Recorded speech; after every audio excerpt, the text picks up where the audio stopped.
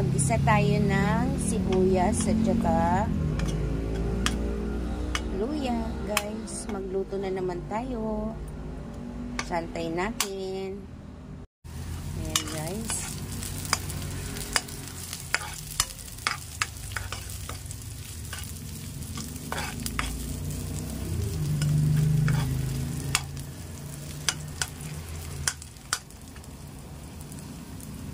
Okay na, guys. Pwede na natin ilagay ang ating tausi o black beans.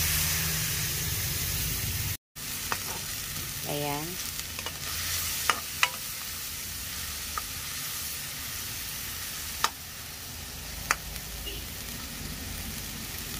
Tingnan natin ang ating mga pritong isda, guys. Ito ay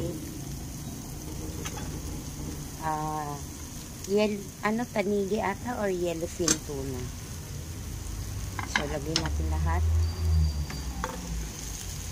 Lagyan natin ng kunting tubig para lumambot ang ating prito.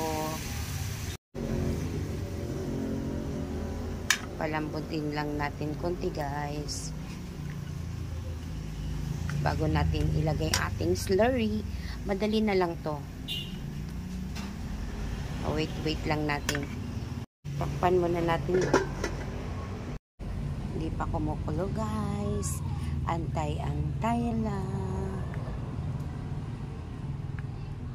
Yung mga leftover na prito nyo, guys, pwede nyong gawin ito.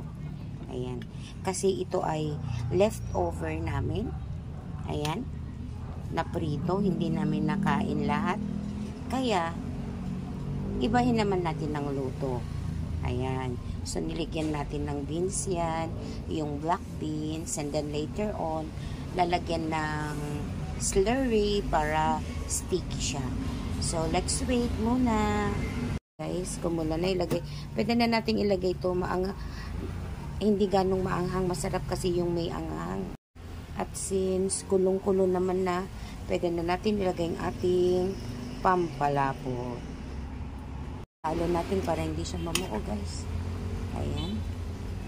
Masarap yung merong kunting sabaw-sabaw nito kasi nga dry, diba?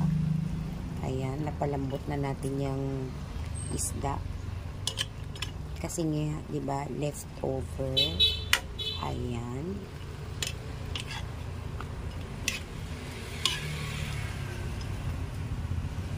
Kunting kulo-kulo lang kunti. Paanuhin lang natin yung ating sili.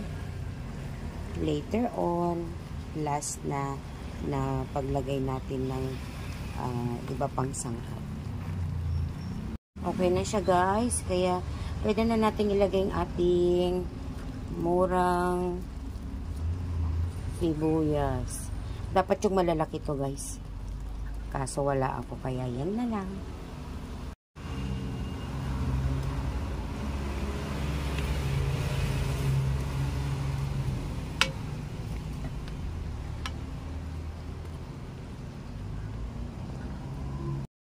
Ayan na, guys, luto na ang ating yellowfin tuna with tausi. Kain na. Thanks for watching.